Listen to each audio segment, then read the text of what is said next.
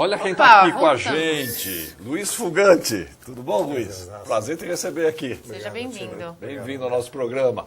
Cinema Nômade, que nome bom esse, Nômade. É bacana, né? Transita por aí. Não tem lugar definido. A ideia do nômade, ela tem a ver também, até mais do que a ideia de itinerância, que é a primeira ideia que nos vem na cabeça, né?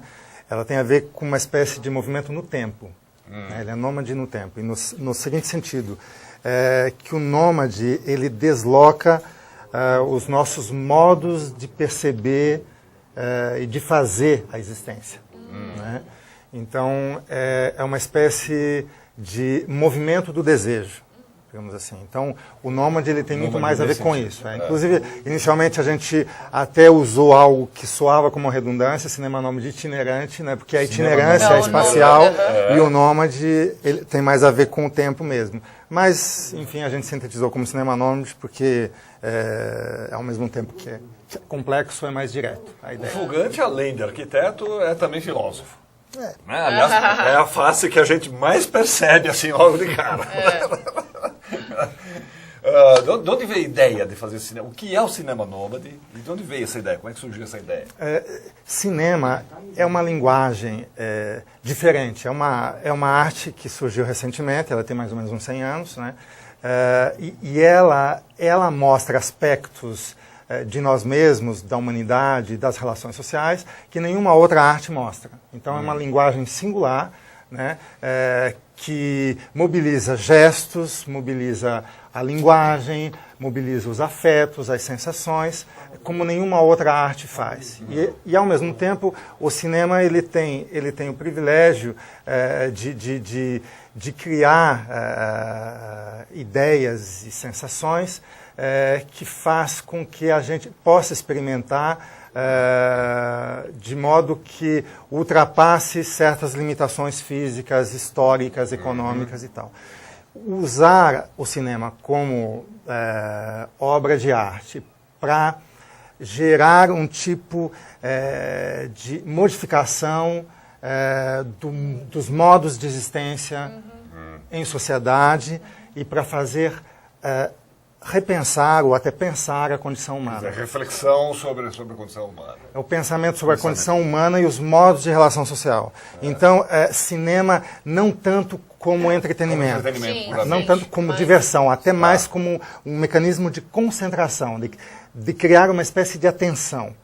E eu acho que aqui que o cinema nômade ele inova, sem nenhuma pretensão, no sentido de que o nosso foco de atenção ele está mais voltado para aquilo que acontece com o espectador, muito mais do que aquilo que ele acha em relação à obra que ele está assistindo. Né? Muito mais a opinião dele se a obra é um bom filme ou não, se é verdadeiro, se é falso, se é justo ou injusto, se é útil ou não. Muito mais do que isso, se é ficção, se é realidade, muito mais do que isso é o que acontece com ele ao experimentar a obra. Né?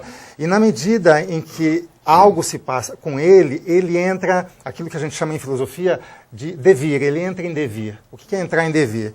É se modificar na medida em que você vai existindo, que você vai acontecendo. Ao fruir da obra de arte, alguma coisa está se passando com você, né? Você está se modificando. E onde exatamente que você se modifica? De modo simplesmente consciente ou subjetivo, a gente acredita que é a coisa mais profunda. A gente acredita que a modificação se dá na nossa própria natureza. Na natureza que atinge as forças que nos fazem existir. Então, há uma modificação na própria produção das forças que nos sustentam na existência. E que é uma modificação para o resto da vida, né? Porque a partir do momento que aquilo se modifica, ele vai carregar aquilo para sempre. Perfeito, isso é essencial, Roberta. É uma modificação na essência do nosso desejo. O núcleo, né? Isso. Então aquilo é decisivo, aquilo muda o seu modo de existir. A partir dali, a sua existência ela já tem outro futuro, outro passado, outra relação com o presente, outra maneira, né, de acontecer, de desejar, inclusive de avaliar e criar sentido, porque nós, na verdade, somos naturezas criadoras. Né? Não existe valor em si.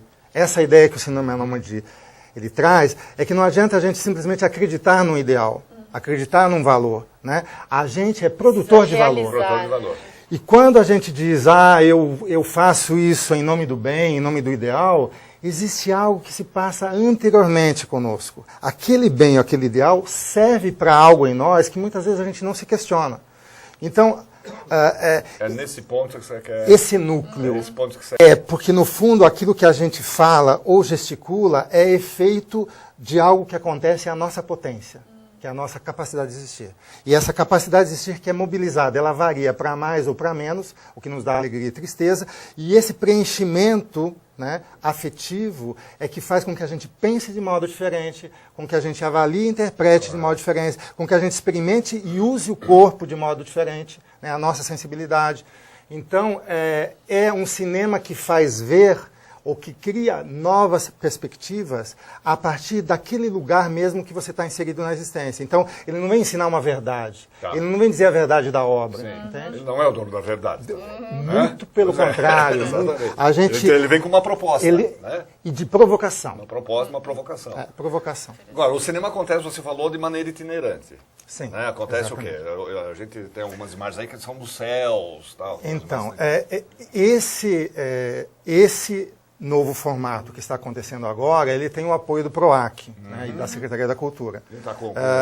Inicialmente, ele aconteceu ao longo de 6 anos na cidade de São Paulo como uma coisa de um gosto, simplesmente. A gente levava o cinema para amigos, ou então, frequentadores do movimento e da Escola Nome de Filosofia, e aqueles que tinham muita afinidade, não só em fruir cinema, mas um gosto por criação, né?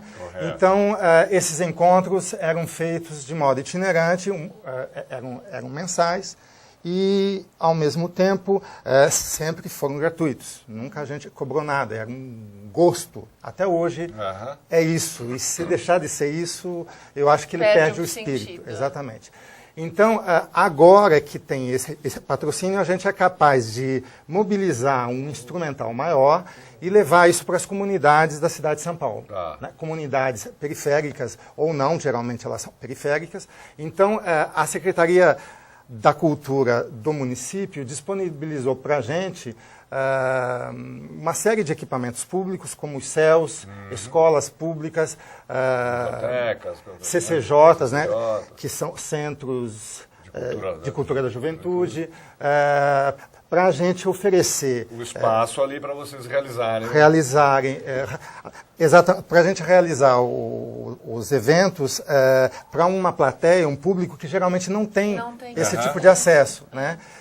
Inclusive, quer dizer, é muito mais do que simplesmente assistir o filme.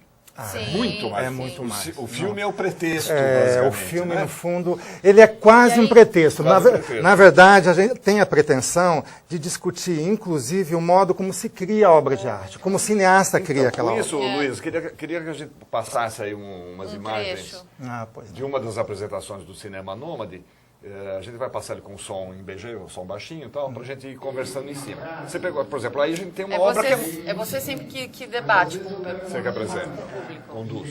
Esse atual mas existem outros formatos que a gente chama alguns convidados também.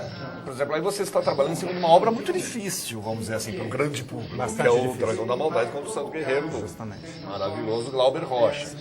Quer dizer, a gente está vendo algumas imagens aí, o público está assistindo. Como é que isso acontece? Você vai interagindo durante a exibição? O papo é antes, é depois? Como é que é a coisa? Se a obra é muito difícil, como foi esse o caso, houve essa interação. Até algumas interrupções, né? O que não é usual, mas nesse caso, como o público sequer tinha ouvido falar do nome de Glauber Rocha, só tinha uma professora de história que tinha ouvido isso. Ninguém mais, né? Um público de 100 e tantas pessoas. Então, a gente começa a explicitar um pouco mais a problemática, né? E o que a obra de arte faz, além dessa questão crítica, o elemento criativo de novos modos de existência, que incomoda geralmente a grande parte do público que está habituado a ver novela, a ver certos enlatados. A dramaturgia mais simples. Aquela questão hollywoodiana. Então, muito fácil e tal. E você vê que ali não. É um modo diferente que incomoda. Então, nosso primeiro apelo é para que a pessoa comece a experimentar um tempo diferenciado de fruição dela mesma, né? E criar mais hiatos na sensibilidade. né, entre tempos e atos, que fazem com que a dimensão virtual de nós mesmos venha à tona. Né? E essa dimensão virtual é toda a fonte de criação. Então você não é um mero espectador, você não é um mero fruidor, você não está se dispersando.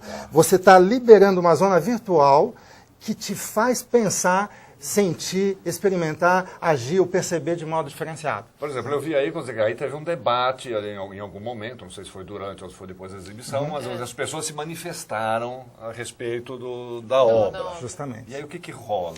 Então a gente faz uma pré-análise muito breve, de uns 10 ou 15 minutos, sobre as principais linhas que a obra traz, né, para que o espectador já se atente um pouco para o que geralmente ele não presta atenção, então a gente já dá um certo auxílio ali. Depois, com a exibição da obra, tem várias provocações, mas na sequência eu faço uma breve análise. Né? Ou já entro direto na conversa, depende muito do encontro. E essa análise, ela chama atenção sobre aspectos que geralmente a gente não está habituado, que é a questão dos limites dos valores e dos sentidos de vida. Né, que a gente tem. Então, há sempre uma provocação, um deslocamento na maneira de avaliar a existência, de criar sentido, criar futuro, o que a gente quer fazer de nós mesmos. Né? Então, o foco é sempre naquilo que acontece a gente, porque, na verdade, nós somos cúmplices da vida que a gente leva, né, e daquilo que a gente tem em troca. Essa cumplicidade é que eu chamo sempre a atenção. E é um outro tipo de responsabilidade, uma responsabilidade ética, diferente da responsabilidade moral. A responsabilidade moral, ela só te engaja num certo valor que você obedece, que você investe. A responsabilidade ética, ela te torna cúmplice. Você se percebe que sem você, daquele jeito, naquele acontecimento, certos efeitos e produtos não aconteceriam. Então você é corresponsável por uma produção de relações sociais e até de valores e sentidos sociais, justamente, muitas vezes, daqueles valores que mais a gente reclama. Né? Ou aquilo que acontece que nos prejudica e a gente reclama e combate, mas às vezes a gente está sendo cúmplice daquilo que a gente combate. Então, esse chamado para uma responsabilidade diferenciada, para uma cidadania ativa, né, a gente faz e a gente acha que isso não tem idade. Isso é para todas as idades. As crianças, desde 7 anos até os 14 anos, ou de 14 a 80, a 90, não importa. Tem vários públicos que recebem o Cinema Nômade e com esse tipo de enfoque. E se relacionam, né? E se relacionam com o Cinema Nômade, né? Assim. Que se relacionam, sem dúvida, e que têm a capacidade de fruir, independente da idade. Porque o pensamento não tem idade. Você está falando da questão da idade, a gente tem um outro vídeo aí, onde o público é um público infantil, e uma obra infantil, claro, destinada para esse público, que é o Quiricu. Quiricu, a feiticeira? Exatamente. E a feiticeira, do Michel Ocelot, que é um animador da França, francês, fantástico, que desconstrói muitos preconceitos. Quer dizer, esse tipo de ação com esse público infantil é de importância fundamental. Você está atuando no momento de formação da personalidade. Um momento fundamental, um momento decisivo para a criança que sofre muitos maltratos por parte de adultos e de instituições, inclusive. E a gente precisa começar a se atentar para isso, ao invés depois de ficar simplesmente reclamando de uma sociedade miserável que a gente tem. Mas a pior das misérias é a produção afetiva, né, rebaixada em nós. Essa miséria afetiva, nós temos uma riqueza fundamental, que se a gente não cuidar dela, esse tesouro, que é a produção afetiva, que é o que a gente faz de nós mesmos, que eu acho que tem que chamar atenção. E o Cinema Nômade, ele tem sempre esse foco, seja para criança, adolescente, jovens ou adultos, né? A nossa ideia sempre é essa. E você dá voz para eles, né? Eles comentam, eles falam. Sempre, eles têm... Porque a ideia é ter encontro, e não alguém que vá lá levar a verdade para eles. Não é aula. Não é exatamente aula. Aula, debate, é só um nome, né? Sim, claro. Que, na verdade, não traduz a realidade do evento. Tem uma programação, tem um endereço que a gente possa acompanhar a programação? Como é que acontece isso? No site da Escola Nômade de Filosofia, que é escolanômade.org, escolanômade.org, vocês encontram lá a programação do Cinema Nômade e, geralmente, a cada semana existe ao menos um evento, 1 ou 2 ou até 3 eventos acontecem por semana, muitas vezes. Assim, como vocês fazem a curadoria dos filmes para cada região ou como vocês escolhem isso? A gente tem já uma certa margem, uma certa flexibilidade na escolha dos filmes, mas a gente sente a demanda da região. e do público, né? E nesse sentido a gente oferece e diz, né, que tal esse? E aí há uma composição e a gente então escolhe muito em função do potencial crítico do filme. Aliás, a gente não escolhe filmes que não têm um potencial crítico e criativo da realidade. Aliás, o entretenimento ele é absolutamente secundário no seguinte sentido, que mesmo que o filme seja difícil e crítico, ele sempre tem um preenchimento afetivo que satisfaz muito mais do que um mero prazer de diversão. Mero deleite. Exatamente. Então, no fundo... Então, você tem a programação toda no teu site, Cinema Nômade. Escolanômade.org. Escolanômade.org. E é aberto, quer dizer, você está falando do céu. Aberto e gratuito. Para quem quiser. Quem quiser aparece lá. Para quem quiser. Só observando que, às vezes, é mais voltado para uma certa idade, mas inclui todos os públicos, não exclui que outras idades participem. Aliás, em filmes infantis, muitas vezes quem mais aprende são os adultos. Acontece isso. Fugate, é ótimo. Obrigado, cara. Parabéns pelo trabalho. Tão bonito, tão importante, tão necessário. Obrigado pela oportunidade. Prazer, viu? Bacana mesmo. Obrigada.